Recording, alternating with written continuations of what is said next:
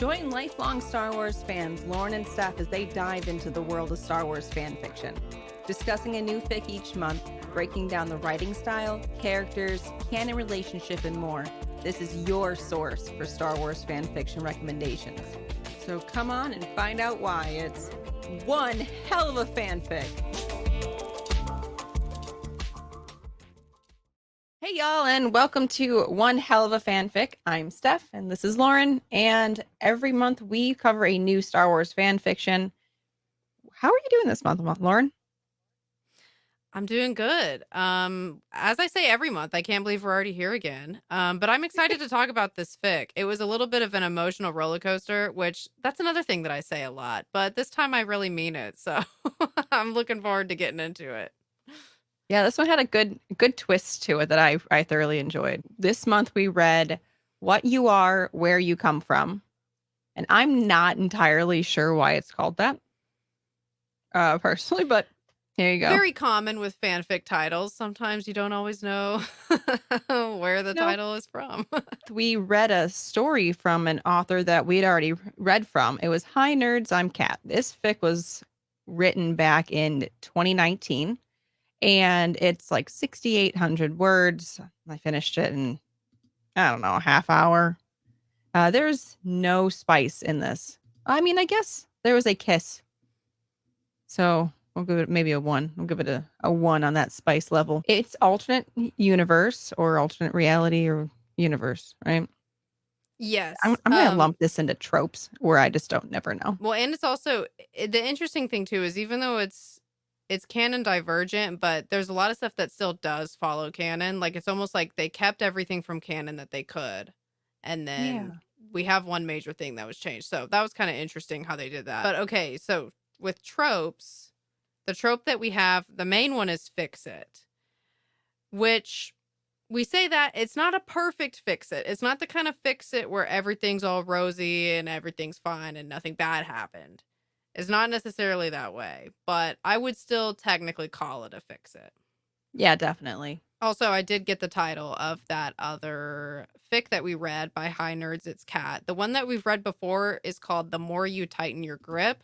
That's the one where Leia and it's like Leia versus Tarkin, where she force chokes Tarkin and then ends up going down that path from there. And that one was really good. I liked that one so much that that's why I wanted to read another one by this author, because I felt like that last fic we read by them was super cool. Agreed. Yeah, I remember that one now. Another really cool thing is that the author actually had picked a song. I didn't go listen to it, but they picked a song to kind of like pair with this fic, and it's from a band called Rogue Traders, and the song's called Rescue Me. I'm gonna have to go look that up now, but I saw that at the very bottom, and I was like, I'm gonna have to look at that. That's a fun addition when there's different media referenced. Kind of like creates a whole atmosphere, which is fun. I've seen that with other fics where they'll have well, this chapter goes with this one, and I think that's so cool. Yeah. Author summary. Okay, yes. Author summary. So this is just what the author themselves wrote. So there's not any spoilers in this part. And it goes, Obi-Wan Kenobi has been patient for 19 years, and now everything was about to change. The R2 unit that Luke had traveled to the Jundland Waste to retrieve was carrying a message for him. Her face had more lines on it than it used to, but of course she would look different after 20 years, just as he did. Help me, Obi-Wan Kenobi, Satine Kryze said. You're my only hope. So that's crazy. So basically the way this fic starts off is when Obi-Wan receives the message from R2, it's Satine talking, not Leia. And then we go from there. Yeah. So pretty interesting start. Well, Fix It Fix are some of my favorites. So if you like those, this is a great one for that. And I like that there's like another extra twist in there that just settles something in for home. It settles something in for me that I really enjoyed. It's also really like the author's great at having like really clever but simple, easy to read kind of text and story flow that not everyone can hit that well, and this author does it really well. Yes, that was exactly one of my reasons. Is I feel like this author really has a skill with telling you everything you need to know without overdoing it. Yes. And sometimes that can be hard to find. Like, I feel like I've read a lot of fics where the story might be awesome, but there might be a part that's kind of like dragging, or you're kind of like, how is this related? And you're kind of getting a little bit lost. And, which, a lot of times we end up finding our way back again. But one thing I really like about this author is that there's not any moments like that for me. It's all very tight in the sense that everything that's in here needs to be here. There's not anything that's kind of like extra, like fluff or extra stuff that you're kind of wondering if it's important. I really feel like this author is good at giving you what you need to know and not a single thing more than that. Everything in here feels very necessary. So I really like that in a story. So that's a big selling point for me. And yeah, also, I mean, Obi-Wan and Satine fans, if you want Obi-Wan and Satine to kind of, at least have another conversation, then you definitely get that in this fic. And I kind of already mentioned this earlier, but another thing for me too is that while it is a fix it doesn't just make everything perfect. It doesn't just give you everything without there being any difficult stuff or any sadness along with that. So I felt like that was something that kind of made this one special is, yeah, it's a fix it, but not everything is fixed. So Yes. Like Rogue One, where like everything didn't end up happy, but it made everything kind of more complete. It's a good quality in some stories. yeah, like sometimes if you make everything perfect, it kind of loses the impact. Yeah. But you want everything to at least feel like it had a lot of meaning and it was totally necessary. So agreed about Rogue One's a great example of like it's really sad, but if the ending was different, it wouldn't have hit the same way. Okay, should I give my own summary now? No. I did want No? to reach out first and say, hey, if you are enjoying what we do here, we would love if you'd like our videos on YouTube, subscribe to the channel, find us on Spotify. It really kind of helps just kind of get us out there a little bit. We're not looking for big fame, but you know, good Star Wars fanfic recommendations don't come with a lot of podcasts. So we would love to see this kind of go out there. We'd love to see more of a book club kind of atmosphere because that's kind of our dream here, to just like create a little book club. Yeah. Very good plug. Thank you. Yep. Okay, now am I allowed to Yeah. say my summary? Okay. Thank you for thank you. It is now time. I jumped the gun, but it's time now. Okay, so spoilers. If you're thinking about reading this one, if you don't want the twist spoiled, I'm about to say all the spoilers for this one and what the twist is. So now's your time to turn back if you don't want to hear that. This starts off, like we already said, Obi-Wan receives that message that R2 is carrying, but this time it's actually from Satine. And because of this, he goes about things in a very different way. Now, a lot of the events stay the same as canon, but what pretty much goes down is they get everywhere like 5 minutes sooner because Obi-Wan believes that Satine is alive and that she's waiting for him specifically. And so he's like, "Oh my God, we gotta get moving. We gotta get over there." Like he's being really pushy with Luke. He's like, "You're coming to Alderaan. I'm not having this conversation. You're coming. We gotta go." And because he's acting like this and is like a little beside himself to hear that she is alive, they get everywhere a little bit quicker. And that also includes getting to the Lars farm a little bit quicker. And so Obi-Wan manages to save Owen and Beru from the stormtroopers. And it was funny because Owen in this fic literally was like exactly like how Owen is portrayed in the Kenobi series. So I loved that. I don't think that was intentional on the author's part because this was finished in 2019, but it lined up perfectly. So that worked out great. But anyways, so after that, once they get to the Death Star, Obi-Wan rescues Satine and they have this great reunion talking about all the time that they missed and kind of like how they felt throughout the years like being without each other. It's a really touching conversation. And eventually though, and also by the way, they do run into while they're on the Death Star, Leia was also there too. So Leia is in the story. She just has a little bit of a different part to play. But so on the Death Star, we have Obi-Wan, Leia, Han, Luke, and Satine. But this is when the twist comes. We find out, all of a sudden we realize that nobody else has like remarked on Satine's presence or said anything about her. And you get hit with the realization that Satine is not physically there. And this part had me freaking out because the way that it came across at first was like she was a complete hallucination on Obi-Wan's part. And it was actually Leia the whole time in that message. And he just hallucinated that it was Satine. And I was freaking out. I was like about to start crying. I was so upset. Oh. But, okay, this kind of lessened the blow a little bit.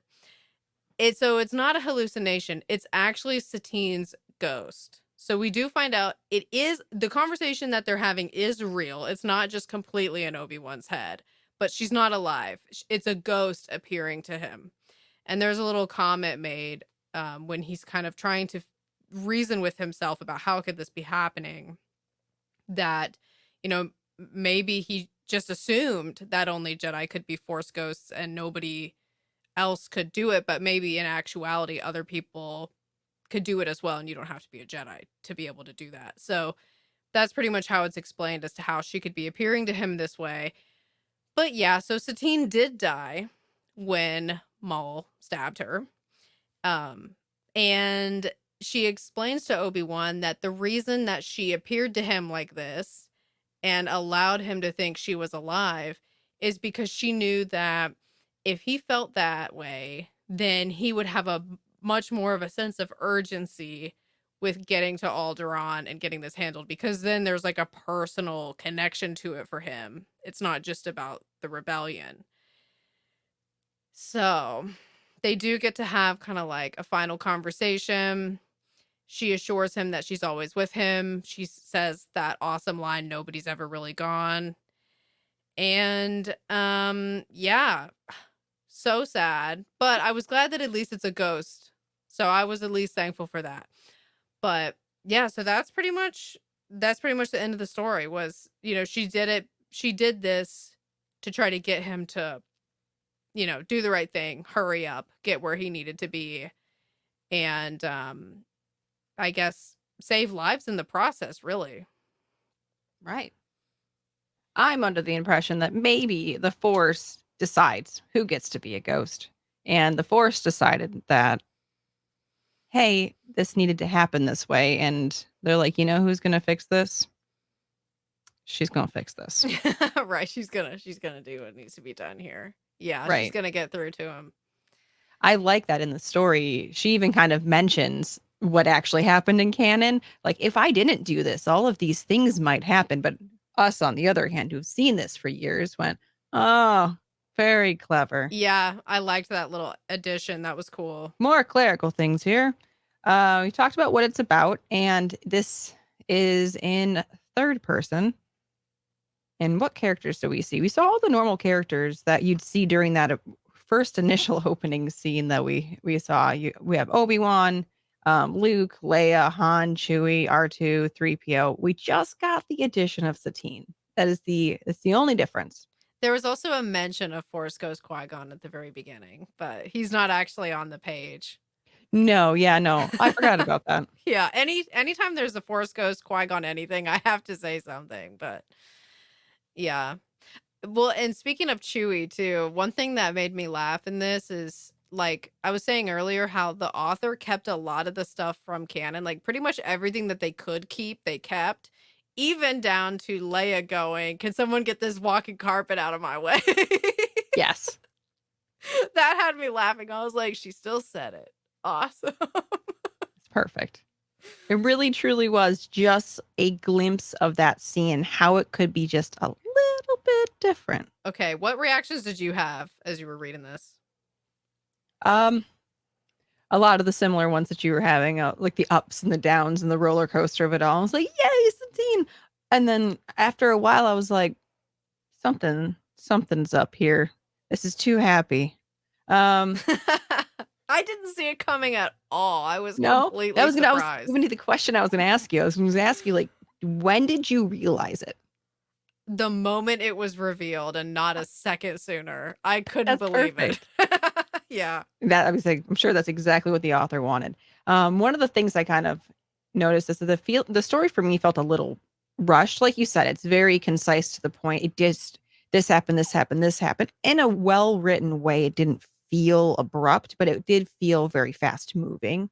And I think that actually had to happen that way because otherwise, if there was more detail, we probably would have been not as convinced of Satine's actual existence. We would have seen that twist coming a lot more if they had to add more Mm. detail. Like nobody looked nobody looked her way when she was talking. Like you would have had to have those extra details. So the pace of the story actually I think had to be the way it was. That's an interesting point. Kind of like it would have been the author would have been showing their hand a little bit too soon if Yeah. there was too many details in there. Yeah, I could Yeah. see that. I definitely appreciated the way that I mean, I kind of said this earlier, but the way that there's not anything in here that feels like, where are we going with this? You know, like Yes. it's very clear, like kind of where we're headed up until you get to the twist. And then it And gets you. so, yeah, and then it gets you. And I really liked it how they planned all that out because it feels very much like, okay, I know where we're going. And, um, it's very much to the point, and then all of a sudden the rug gets kind of ripped out from under you. And honestly, I gotta say, for me to like a twist is really saying a lot because a lot of times I don't like twists because Really? yeah, a lot of times they don't work for me because I do feel like the rug was ripped out from under me and it kind of makes me mad. But in this case, I feel like the twist was done well. Like, if the twist is done well, then do it. But if Yeah. the twist isn't done well, then I just get annoyed. Yeah. No, But I could see that. yeah, but this one I really liked how it was handled because at first it seems like, oh, this is cool. Like, wouldn't it be nice if Satine lived? But there's like a whole nother element to it that I didn't see coming at all. Right. And I ended up getting like really emotional about it in a way that I did not expect. So I feel like they handled that in a really good way. Agreed. Absolutely. That twist did really kind of add it went from a story that we added a cool character to a story that actually went, "Oh, oh, that was good." Yeah, and then you're sitting here being like, "Oh my gosh, like, yeah, like imagine if he would have been a little bit, had a little bit more urgency." And then you're thinking about like, "Oh god, was he just hallucinating?" And then that's like a whole question of just like thinking about his state of mind. And then you're like, "Oh no, thank God she's a ghost." Okay, well, what does that mean about Force Ghosts? Like, there's just so much there that came Yeah. about because of the twist. Yeah, I really liked the exploration of. We kind of got a little mini exploration of those possibilities in a really short period of time. So I really Right. liked how that was handled. Did you ever any other thoughts or reactions? Well, that moment when I thought she was just a hallucination, it's only like 2 sentences and then it's cleared up pretty quickly, but there's a Yeah. moment where you're like, "Did he just hallucinate this whole thing?" I was like, "Oh my god, what a tragedy." And also another thing that I was like, "Oh my god, what a tragedy," is when he's about to face Vader and Satine is like, "Do not sacrifice yourself. We just reunited. Like, Yeah. you just found out that I'm not dead. Now you can't die." Like, oh my god. I was like, if he dies, because up until this point, the author was keeping a lot of stuff from canon. And so I was like, oh god, if the author keeps him dying right after him and Satine were just reunited, I was like all over the place with this one in a way that I totally did not expect I would be. No. But yeah, I really liked all the places that this author took me to with all these different possibilities of how everything could have played out. And then I liked the note that it ended on of she's a force ghost. She appeared to him for a reason. They got to have some closure at the same time. Yeah. And she got to assure him that she's always watching over him and she's always with him. So that was just great. I just loved it. The author left it a little bit open of like Satine Obi-Wan's like, "Oh, well, what am I going to do now?" And Satine's like, "I don't know, learn to talk. Like don't use your lips while talking, otherwise people are going to think you're crazy." So it implies that Satine's going to stick around, being Yes. being invisible to everybody else. That's a really good point. Yeah. So it's probably not actually, now that you say that, it's probably not going to be the last conversation that they have. Nah. Or last anything. I don't know, because he can feel her touching him Wait, where does it say that? Does it say that? at the end. And I was like, yes, they're going to Oh get my everything God. they ever Of course. wanted. Of course you caught that. This is my job. You get to be Part serious. I get to two. think of where the part 2's going, Yeah, or part some parts two. going. Okay, that's cool. I like that. That's a good point out that it's probably not the last time they're going to see each other. It sounds like yeah, I mean now that you say that, yeah, she's probably going to be around a lot maybe. At least I hope so. All right. What was your favorite scene? Probably Satine saying no one's ever really gone. I think that Yeah. conversation of her kind of explaining everything, especially because right before that conversation happens, I had just been put through the ringer emotionally. So her getting to explain everything and it being like, "Oh, thank God, okay." I mean, it's not perfect, but it's better than what I thought it was. That was a relief, and that conversation was very touching. It was. What about you? I liked the Vader fight. The entire story had the Force kind of talking to Obi-Wan, like quietly being like, patience, patience. And then we get kind of that climax of the Force being like, now. And what he had to do in the Force was telling him to do was to take Vader's. I liked this part for multiple reasons, but to take his cape and throw it over his head so that he could escape. But I Yeah, love that so much because there's no reason for superheroes or bad guys or anybody to have a cape except to dramatically swish it around, which is such an Anakin thing to do. it And then it just is. bit him in the butt. It is very fitting for Anakin to be like, "I do need a cape with this Yes, suit." let me just swish it dramatically.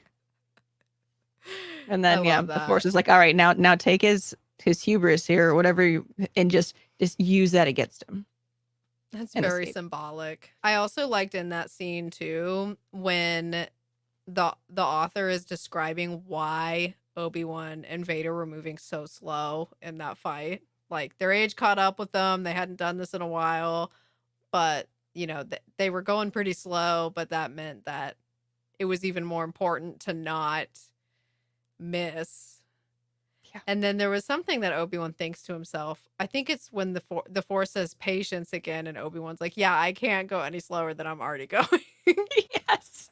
The joke is made so many times that he's getting old because sometimes when him and Satine were escaping earlier, he's like, at some point we got old Yeah, because his like knees hurt. which is true. Well, and I just like that explanation because I feel like that's one thing that people like crap on a little bit too much is the lightsaber duel from A New Hope. It's like, come Oh on, yeah. guys. Like, let's not crap on it. Like, it was like the first lightsaber duel on screen. Like, they were still figuring it out. And when was the last time, if we think like in canon, when was the last time Obi-Wan had gone into a lightsaber battle? Like, it's been a while for him. He was in a desert. Yeah. So canon explains it anyway. Did this bring up any other questions? Yes. Okay. So do you have any well, this is actually related to the age thing kind of. Do you have any theories about why Obi-Wan wasn't more urgent in canon? Like that's one thing Satine kind of gives him a hard time about Mm. is I knew you would not move fast enough. Do you have any theories about why that is? No, I've actually never thought about that. I just assumed it because like that is the pace of the story. And he was going at the pace that he wanted to. And I just never really occurred to me that like, well, he could have gone faster. Like they could have been, but maybe the Force just never told him, or this is the way it was supposed to play out so that everything could get fixed in the world, or the balance could be made. Yeah. I mean, it is kind of like I hadn't really thought he was going particularly slow before.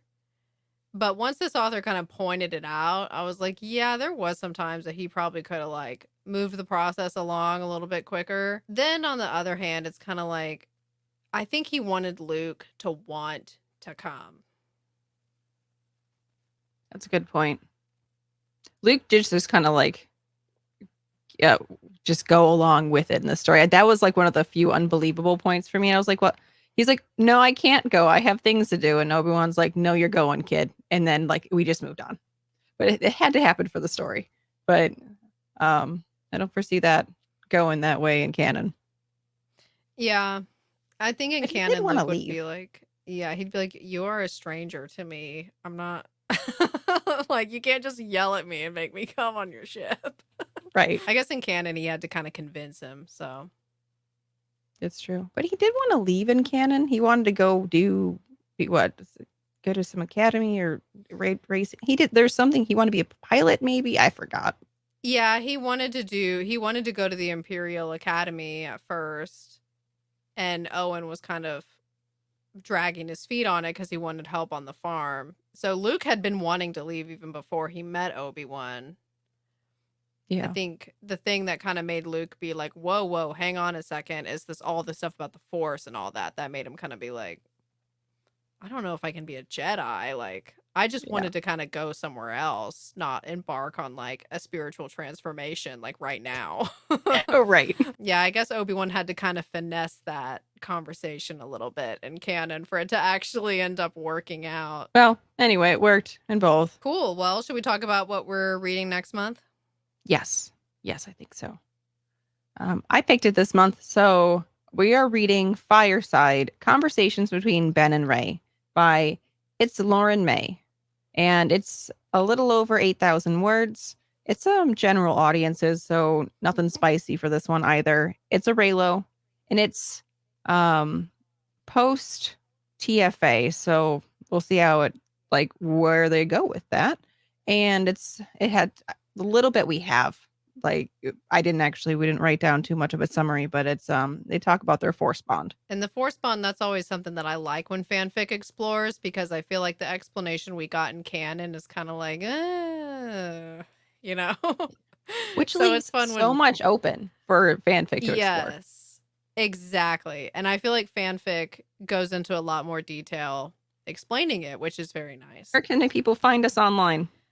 We are on Instagram, where we post updates on new episodes coming out, and that is One Hell of a Fanfic with a period in between every word. And then we are also on YouTube, where we post our video recordings of our episodes. So if you like to watch while you listen, our YouTube is called One Hell of a Fanfic. And we're on Tumblr. What is our Tumblr? I think it's just One Hell of a Fanfic. Okay, cool. I'm really good at Tumblr. Can you tell? Awesome. I haven't used Tumblr in a long time, so I'm getting better at it when I remember to do it. All right, cool. Well, we will see y'all next month. Thanks so much for joining us at One Hell of a Fanfic. On this podcast, we discuss Star Wars fan fiction, but we do not own the rights to Star Wars or any of the written works we cover. We have no affiliation with Lucasfilm or the fanfic authors we credit for their work. For questions, please email us at onehellofafanfic@gmail.com.